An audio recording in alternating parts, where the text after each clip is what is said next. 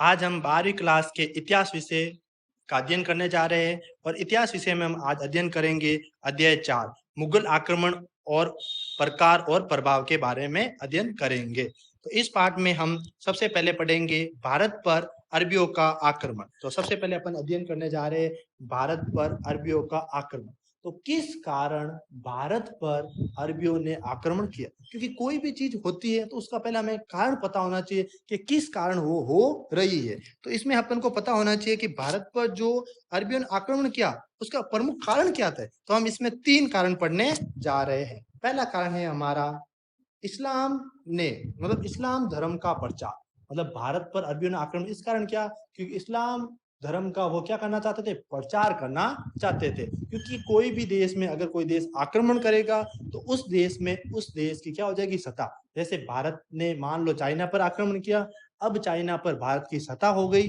अब चाइना में भारत हिंदू धर्म का क्या कर सकता है, प्रचार कर सकता है। उसी प्रकार इस्लाम मतलब अरबी लोग भी भारत पर आक्रमण करना चाहते थे और आक्रमण करने के बाद में इस्लाम धर्म का प्रचार करना चाहते थे।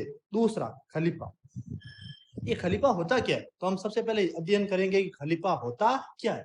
तो जो जितने भी इस्लाम कंट्री है, जितने भी इस्लाम देश है, उन देशों में जो भी राजा है, उन राजाओं के ऊपर एक प्रमुख पद होता है और उस पद का नाम है खलीफा। मतलब इस्लाम कंट्री अपना ईश्वर जिसे मानती है, अपना भगवान जिसे मानती है, वो खलीफा है। राजा को भी उसको ईश्वर मानना पड़ता है और प्रजा को भी उसको ईश्वर मानना पड़ता है, वो है खलीफा। ये पद 1920 में भारत में से हटा था और इस पद को हटाते समय भारत ने आंदोलन भी किया था, जिसे अपन कहते हैं खिलाफत आंदोलन, जो 1920 में हुआ था।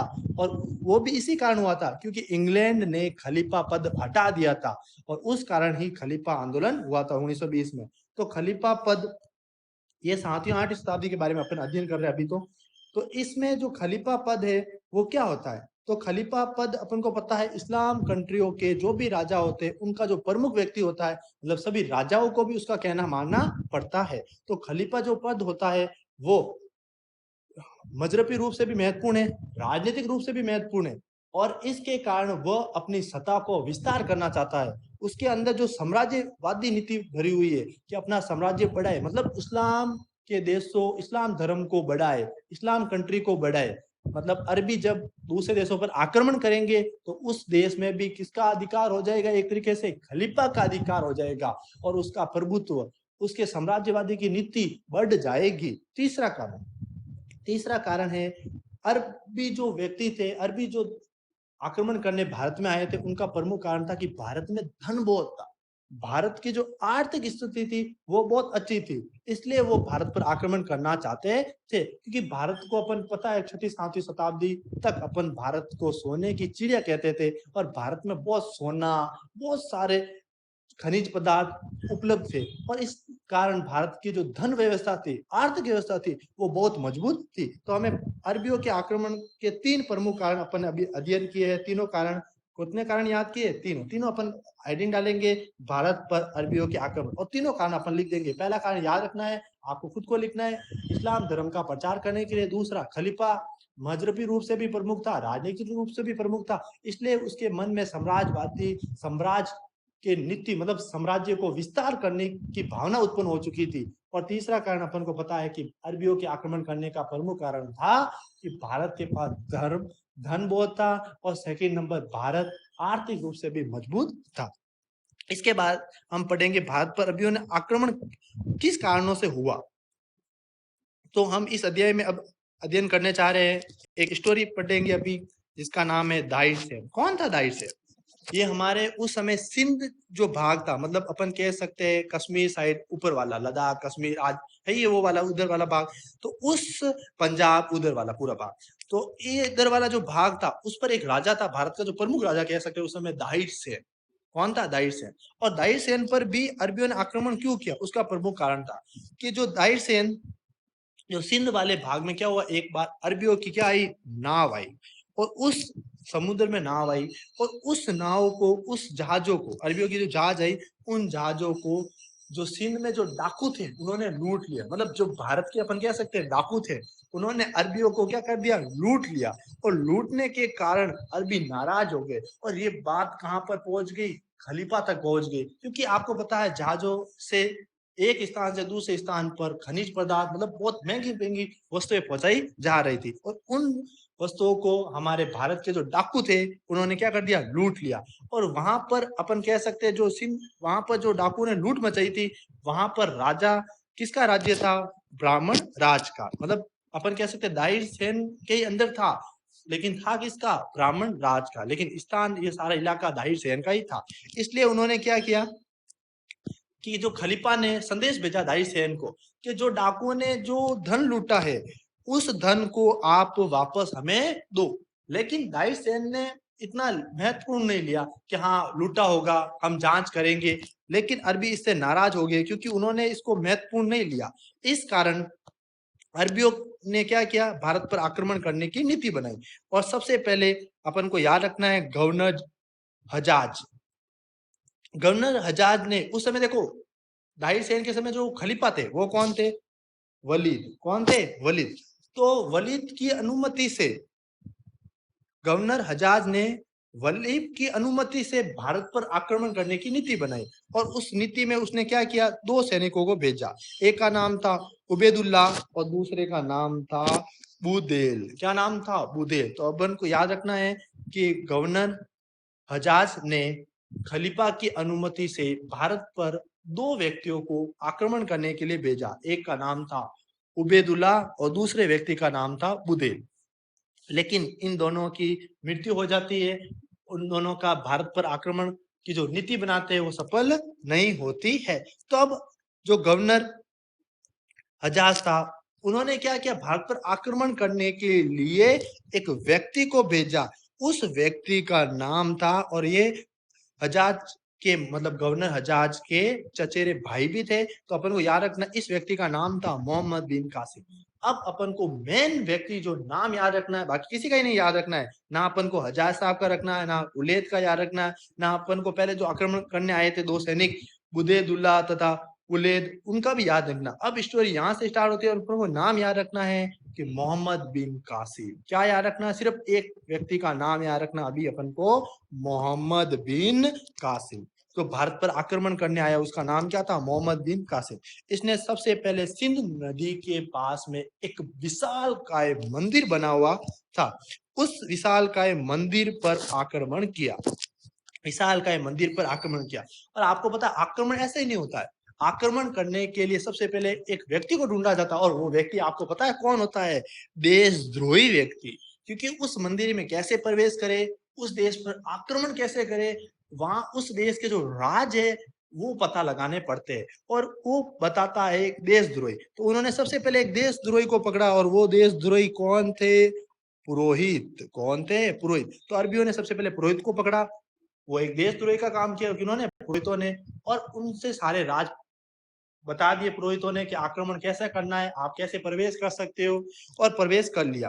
प्रवेश करने के बाद में अगर मंदिर पर जो झंडा है, ठीक है, लाल कलर का जो झंडा था वो लहरा रहा था, अगर वो लाल कलर का झंडा उतर जाए तो ये माना जाएगा कि अब इस मंदिर पर, अब इस स्थान पर जो दाहिर सेन ब्राह्मणवाद का अधिकार हट चुका है और अब इस्लाम का अधिकार हो चुका है। तो उन्होंने सबसे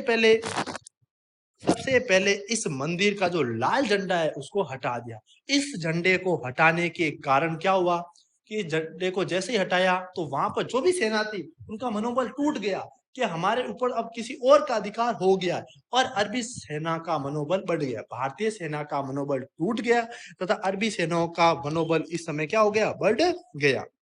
तो ये अपन कह सकते हैं कि दाहिर सेन की प्रमुख विजय कह सकते हैं कि उसने जैसे ही ध्वज हटाया और उस ध्वज को हटाने के बाद में हमारे सैनिकों का क्या हो गया, मनोबल टूट गया। अब आक्रमण में जो मेन चीज आ रही है वो अपन को याद रखना है, और ये अपन को पता है कि जो अध्याय 4 है उसमें 4 एक नंबर के क्वेश्चन आते हैं, तो अपन को याद रखना है छोटे छोटे चीज। तो इस अध्याय में अपन को जो मेन चीज याद रखनी है यही रखनी है, 20 जून 712 में क्या हुआ था, रावर का युद्ध हुआ था। और ये युद्ध किसके बीच में हुआ, तो याद रखना ये युद्ध दाहिर सेन और मोहम्मद बिन कासिम के मध्य हुआ था। मोहम्मद बिन कासिम और दाहिर सेन के मध्य कौन सा युद्ध हुआ था, अपन को याद रखना है, रावर का युद्ध। और ये युद्ध कब हुआ था? 20 जून 712 ईस्वी में। अब हमें याद रखना है कि ये युद्ध कैसे हुआ। तो देखो, दाइसेन जो राजा था भारत का, वो क्या करता है, अपना हाथी लेता है। क्या लेता है? हाथी। और हाथी पर सवार होकर अरबी सेना के बीच में चला जाता है।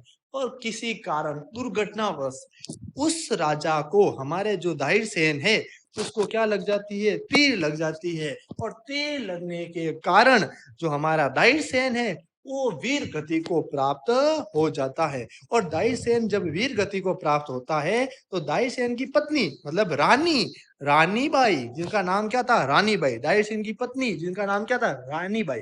वो क्या करती है? किले की रक्षा करने की प्रयास करती है, लेकिन किले की रक्षा नहीं कर पाती है। और किले की रक्षा नहीं करने के कारण वो क्या कर लेती है? जोहर कर लेती है। तो अपन कह सकते हैं भारत का प्रथम जोहर भी मान सकते हैं इसको, क्योंकि अरबियों का आक्रमण हुआ ही है अभी भारत पर प्रथम बार। और उसी समय दाइसेन की जो पत्नी थी रानी बाई, उन्होंने क्या कर दिया है? जोहर कर दिया है। अब रानी बाई तो जोहर कर दिया है और दाइसेन की मृत्यु हो गई। दाइसेन की मृत्यु होने का मतलब है कि भारत में ब्राह्मणवाद का अधिकार खत्म हो जाना। मतलब अब ब्राह्मणवाद का अधिकार खत्म हो गया, अरबियों का अधिकार हो गया है। मतलब भारत में अब इस्लाम कंट्री हो चुकी है, मतलब इस्लाम अब प्रचार कर सकता है। ब्राह्मणवाद एक तरीके से पूरा क्या हो गया? खत्म हो चुका है। अब हमें याद रखना है, रानी की मृत्यु हो गई है, राजा दाइसेन वीर गति को प्राप्त हो गया है। अब दाइसेन की दो पुत्रियां थी, उन दो पुत्रियों के जो नाम थे सूर्य देवी और परमाल देवी। इन दोनों पुत्रियों को क्या करता है कि जो मोहम्मद बिन कासिम है वो अपने कब्जे में ले लेता है। और मोहम्मद बिन कासिम यही नहीं रुकता है, मोहम्मद बिन कासिम आगे भी आक्रमण करता रहता है ब्राह्मणवाद को पूर्ण रूप से खत्म करने के लिए। और वह भारत में मुल्तान पर अधिकार भी कर लेता है। मुल्तान पर विजय करना मतलब बहुत बड़ी बात है, क्योंकि उस समय जो मुल्तान था वो स्वर्ण नगरी थी। मतलब भारत में अगर अपन माने कि सबसे ज्यादा जो सोना था वो कहाँ पर था, तो वो मुल्तान में ही था। और मुल्तान में को अपन उस समय किसके नाम से जाना जाता था? स्वर्ण नगरी। तो मोहम्मद बिन कासिम ने जैसे ही आक्रमण किया दाइसेन पर और सिंध पर, उसके बाद में वो आगे और बढ़ा और उसने मुल्तान पर आक्रमण किया। मुल्तान मतलब स्वर्ण नगरी। और वहां पर उसे बहुत अधिक मात्रा में धन प्राप्त हो गया। अब उसको धन प्राप्त होने के बाद में ये होता है कि किसी भी राजा या किसी भी सेना जब लड़ने जाती है और उसे जो धन प्राप्त होता है उसके 5 हिस्से होते हैं। 5 हिस्से में एक हिस्सा तो आपको पता है कहाँ चला जाता है भाई? खलीफा के पास चले जाते हैं। और जो 4 हिस्सा होते हैं बचे हुए, उन 4 हिस्सों पर उसी सेना का अधिकार होता है। अब इतना सारा धन लूटा है और उसका 4 हिस्सा उसके पास पहुंच गया है तो कितना खुशी हुई। अब हमारे जो दो महान कवि थे, एक जो थे मतलब इतिहासकार अपन कह सकते हैं, गौरी और हीराचंद ओझा के अनुसार क्या हुआ था उसके बाद में। ठीक है, तो उसके बाद में क्या हुआ कि अब जो दो अपन ने पढ़ा कि दो राजकुमारियां थी भाई। कौन सी दो राजकुमारियां थी? हैं, याद रखना अपन को, वो दोनों राजकुमारियां कौन सी थी? एक का नाम था सूर्य देवी, दूसरा का नाम था परमाल देवी। इन दोनों राजकुमारियों को दाइसेन खलीफा के पास लेकर जाता है। कहां पर लेकर जाता है? खलीफा के पास लेकर जाता है। अब देखो, खलीफा के पास जाने के बाद में जो दोनों राजकुमारियां थी, वो दोनों राजकुमारियों ने खलीफा से ये कहा कि जो हमारी जो मर्यादा है वो क्या हो गई है? भ्रष्ट हो गई है। मतलब जो दाइसेन ने, हमारे अपन कह सकते हैं दाइसेन की जो पुत्रियां थी उसके साथ मोहम्मद बिन कासिम ने अच्छा नहीं किया। उनकी जो मर्यादा थी वो क्या हो गई? एक तरह से भंग हो चुकी है। कासिम ने उनकी जो मर्यादा है वो क्या कर दी? भंग कर दी। ये कौन कहते हैं? दाई की पुत्रियां सूर्य, उन्होंने क्या कहा? किसको कहा भाई ये बात की खलीफा को। किसने कहा? दाइसेन की पुत्रियों ने, कि जो मोहम्मद बिन कासिम है उसने उनकी जो मर्यादा है उसको क्या कर दिया है? भंग कर दिया है। अब आप हमारे ऊपर अधिकार नहीं कर सकते, क्योंकि उन दोनों को मोहम्मद बिन कासिम ने, दाइसेन की दोनों पुत्रियों को मोहम्मद बिन कासिम ने खलीफा को सौंपा था। और खलीफा को ये कह रहे हैं कि हम तो खुद ही मर्यादा भंग है, आप हमें लेकर क्या करोगे? तो इस कारण खलीफा क्या हो जाता है? मोहम्मद बिन कासिम से नाराज हो जाता है। और मोहम्मद बिन कासिम को नाराज हो जाता है, इस कारण सैनिकों को कहता है, जाओ सैनिकों, आप मोहम्मद बिन कासिम को पकड़ के लेकर आओ और उसको बेल के चमड़े में अंदर जीवित ही डाल दो। मतलब बेल का जो चमड़ा है, मान लो आप एक बोरी मान लो, वैसे बेल का चमड़े का बनाया जाएगा और उस बोरी के अंदर उसको पे कर देंगे और ऊपर पूरा सील देंगे, अंदर हवा आने का भी प्रयास नहीं होगा। और उसे फिर घोड़े के पीछे टांग दिया और उसे लेकर कहाँ पहुंचेंगे, किसके पास जाएंगे, खलीफा के पास जाएंगे।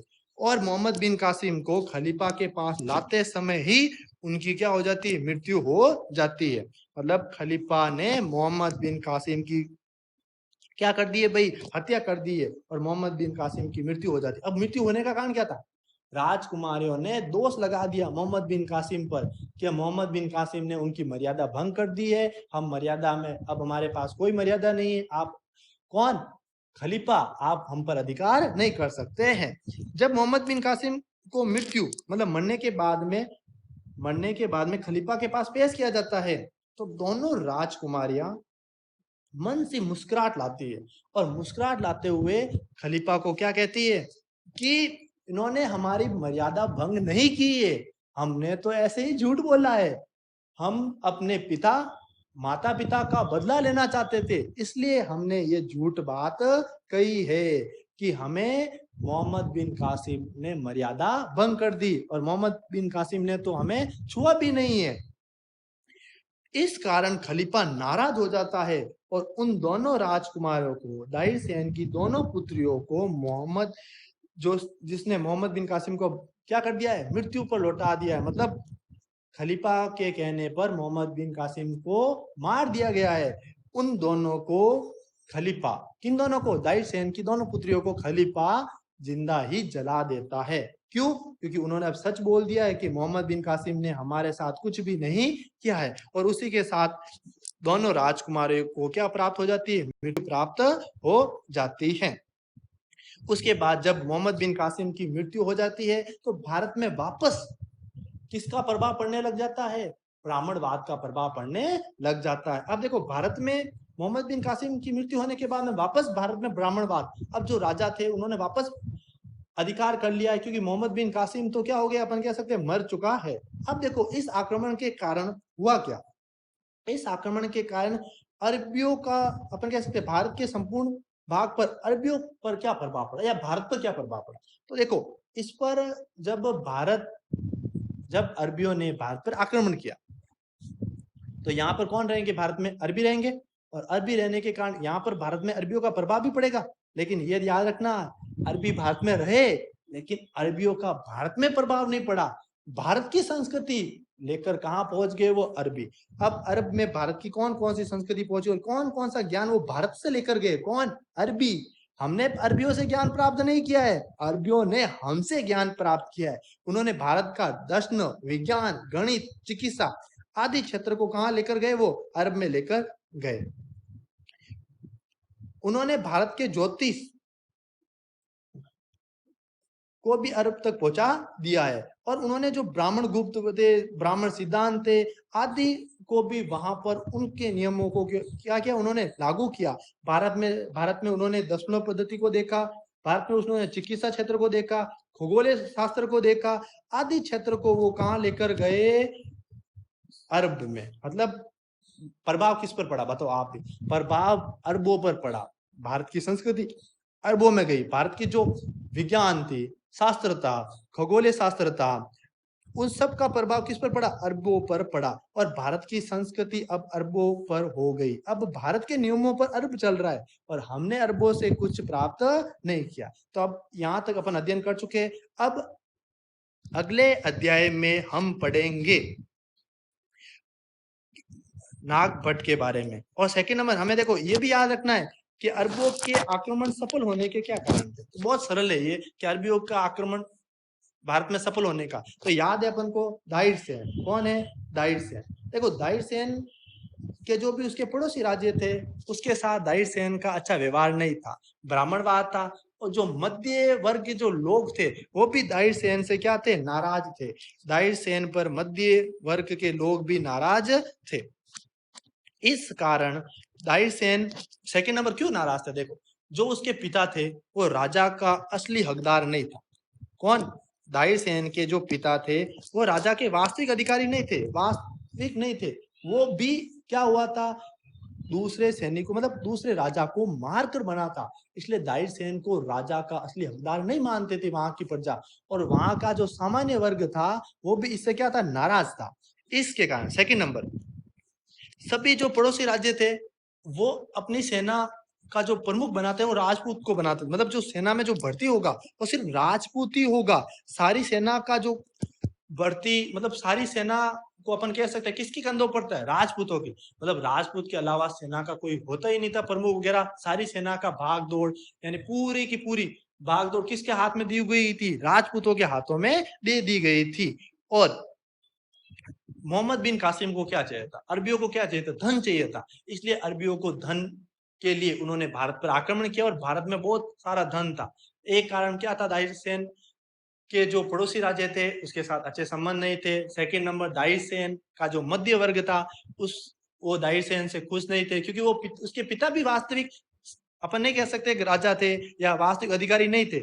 तो उस पिता भी वास्तविक अधिकारी ना होने के कारण क्या दाहिर सेन भी वास्तविक अधिकारी होगा, नहीं था। इसलिए भी प्रजा नाराज थी। और सेकंड नंबर, उसमें जो सैनिक भर्ती होते थे वो राजपूत ही थे, मतलब जो प्रमुख सैनिक थे वो राजपूत ही थे, और राजपूतों के कंधों पर ही सारा था। मतलब दूसरे व्यक्तियों को भर्ती इतना नहीं किया जाता था, इसलिए सेना बहुत कम थी, अपन कह सकते हैं इतनी मजबूत भी नहीं थी। तो ये प्रमुख कारण थे, और प्रमुख कारण ये थे कि अरबियों को धन की आवश्यकता थी और धन भारत में बहुत था। तो ये प्रमुख कारण थे। अब अपन अगले वीडियो में नाग भट्ट के बारे में पढ़ेंगे।